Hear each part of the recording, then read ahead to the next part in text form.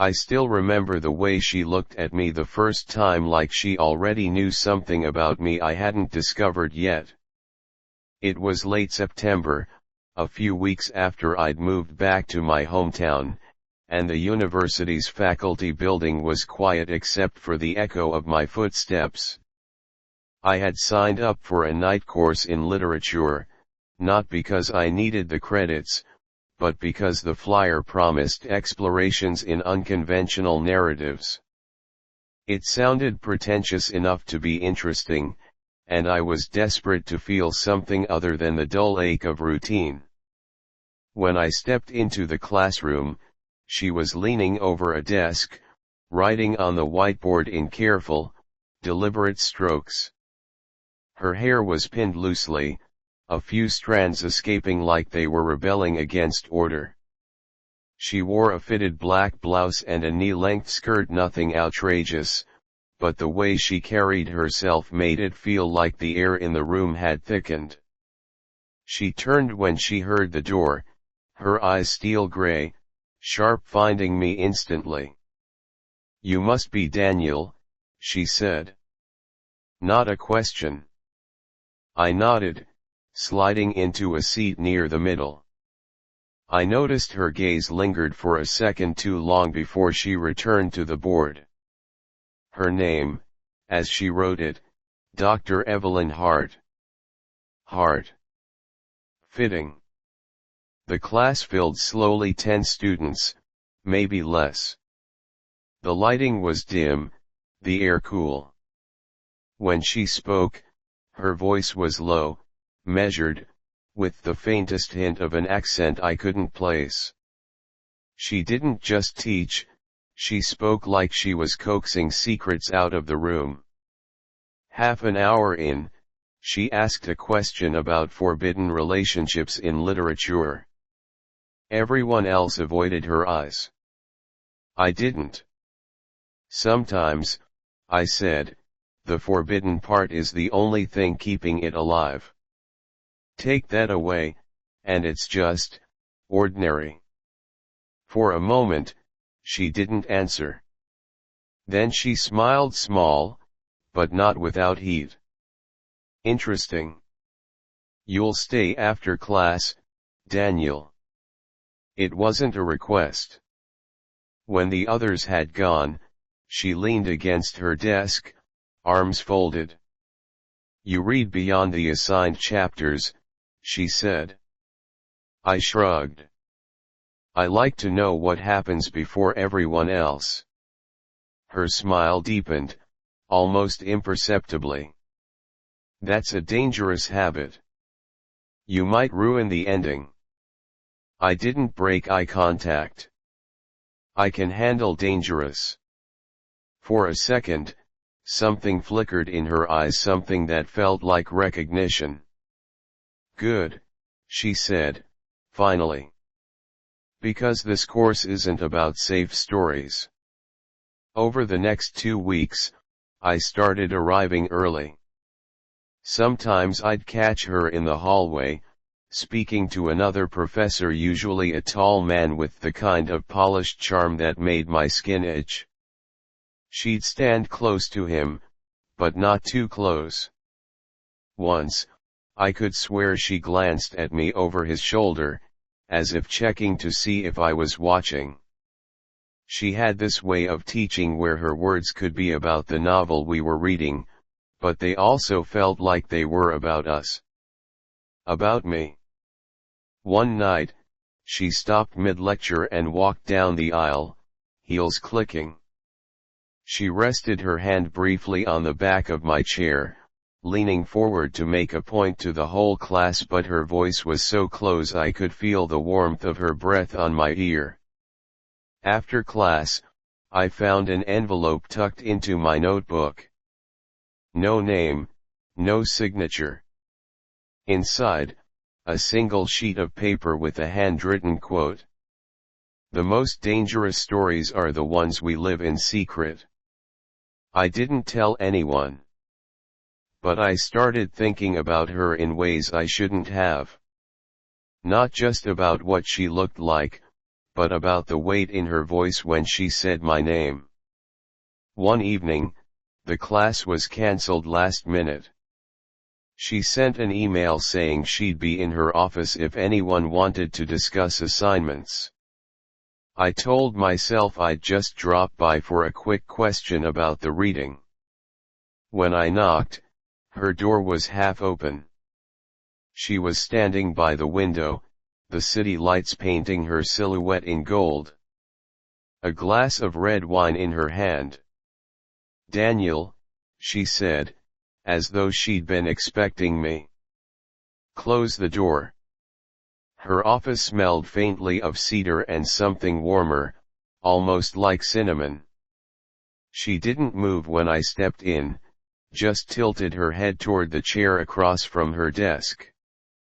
I sat, but she didn't sit opposite me. She stayed near the window, sipping her wine, the city skyline glowing behind her.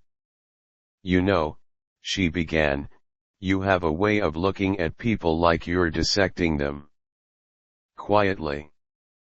Patiently. It's unsettling." "I could say the same about you," I replied. Her lips curved in the barest smile.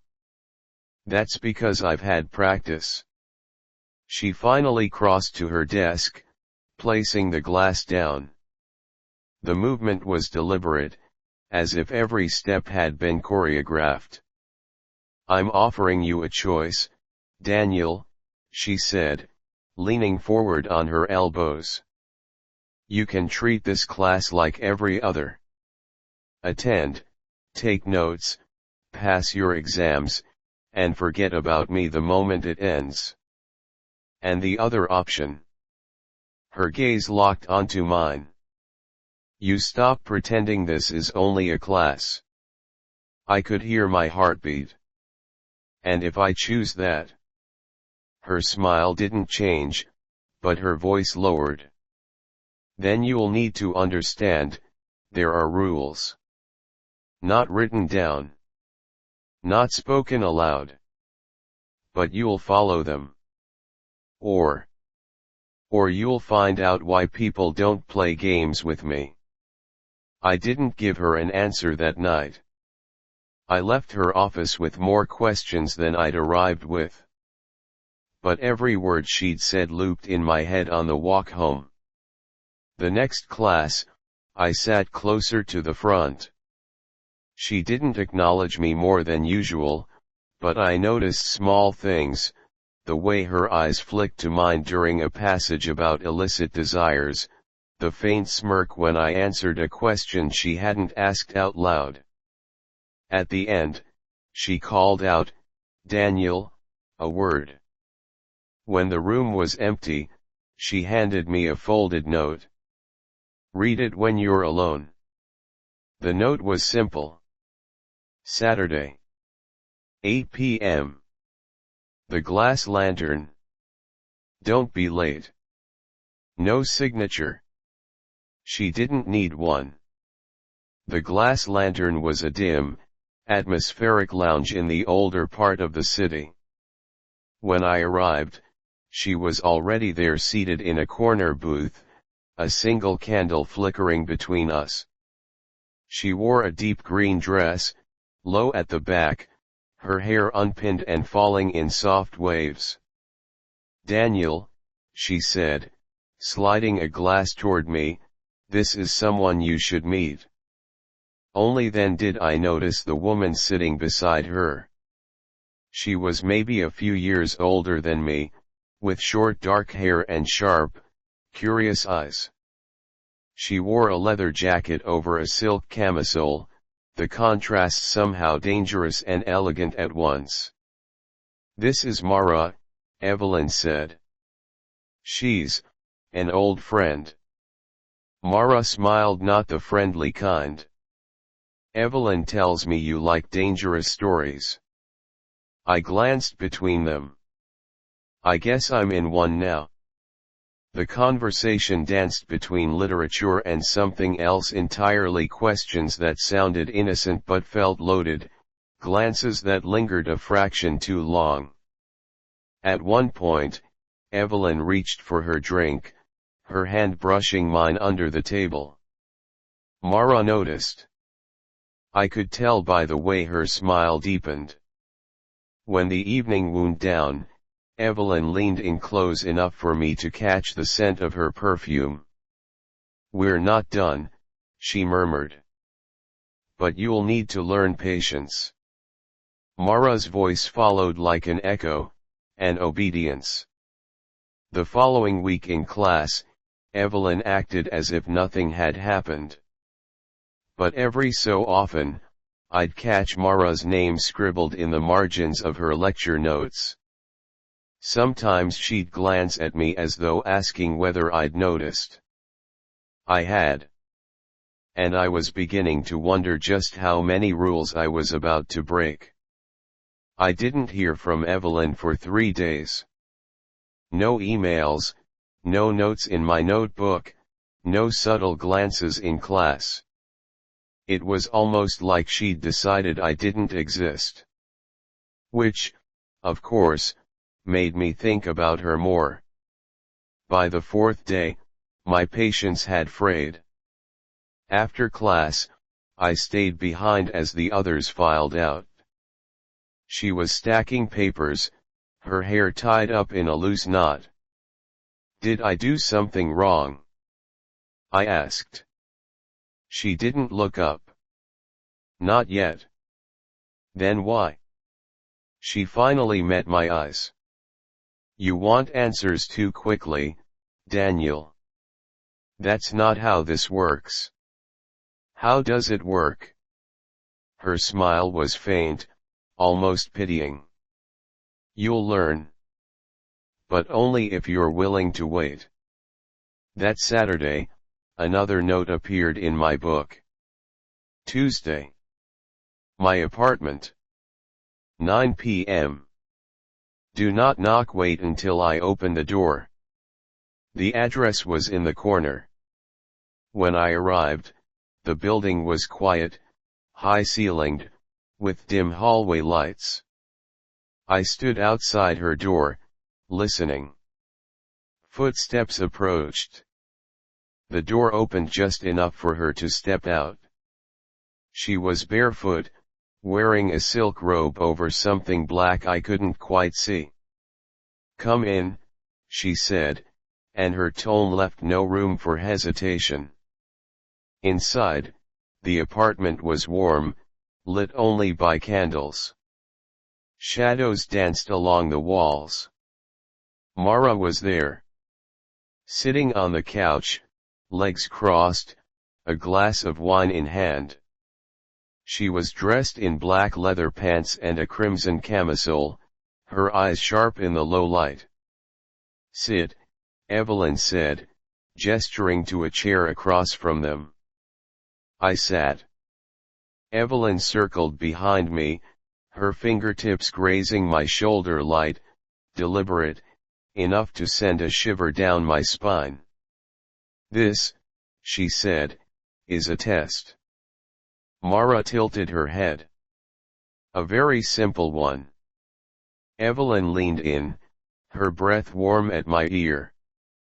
"You will not speak unless spoken to. You will not move unless told. And you will not touch unless invited." "And if I fail?" I asked.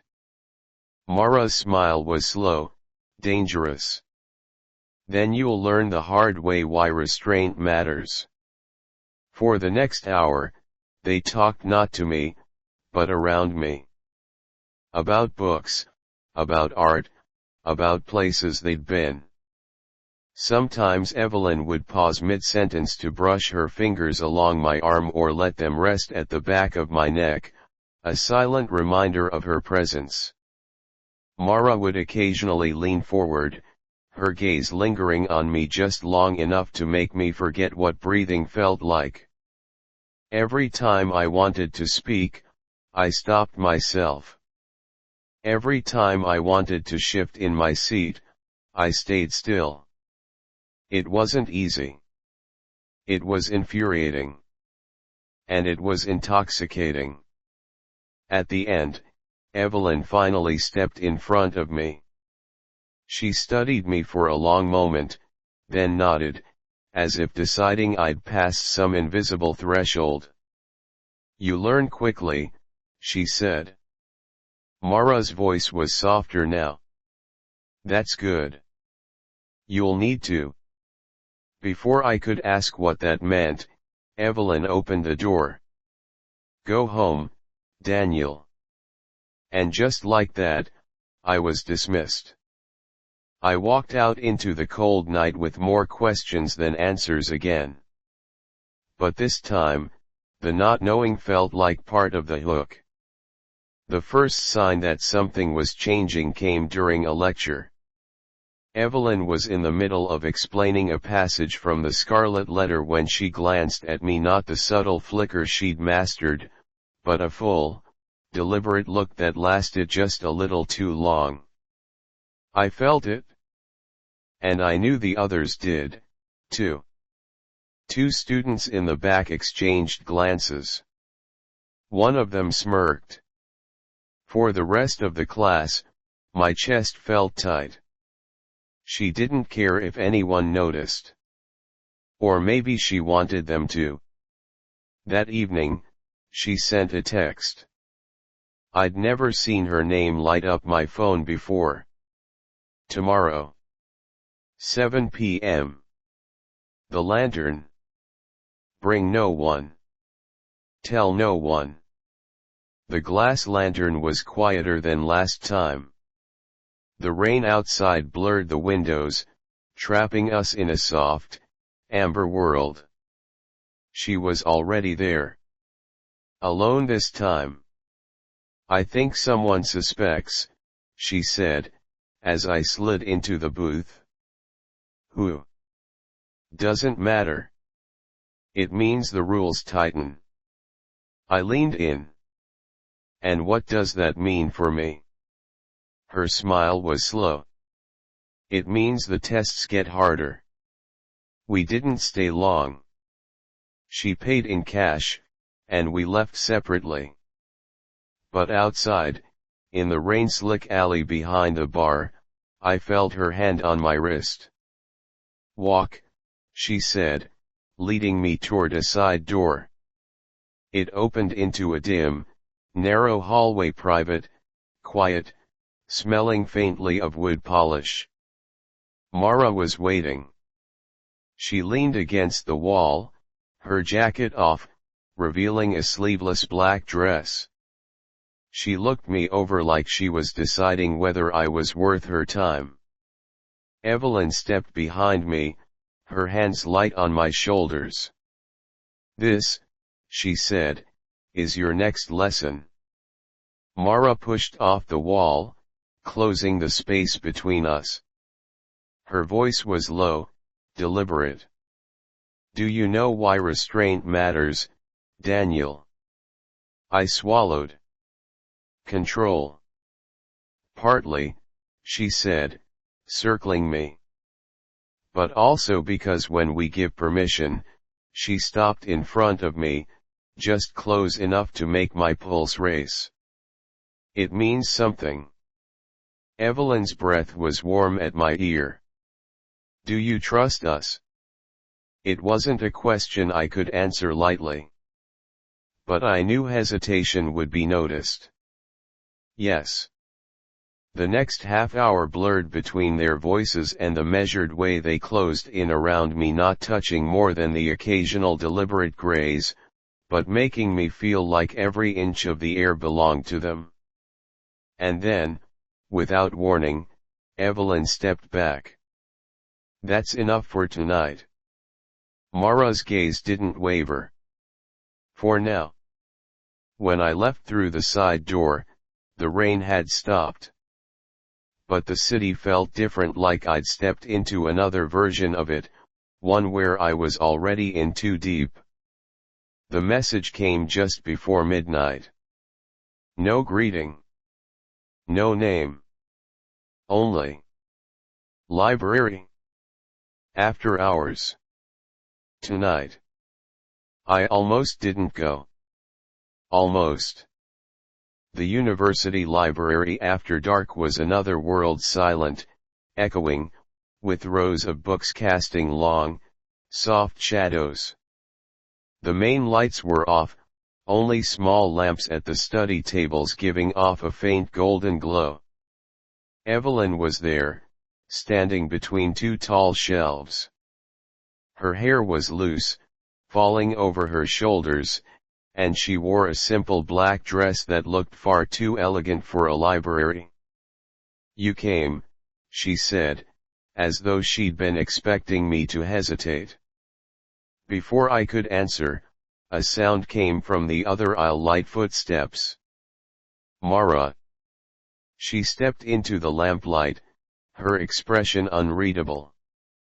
Evelyn spoke first. "Someone's been asking questions. About you." "About me?" My stomach tightened. "Who?"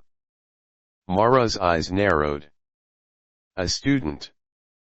I don't think they know everything yet, but they've seen enough." Evelyn stepped closer. "That means tonight is the last time we meet here. After this, things change." We sat at one of the long oak tables. The atmosphere felt heavier than usual, still charged, but now with urgency. "This isn't about games anymore," Evelyn said, her tone sharper than I'd ever heard it.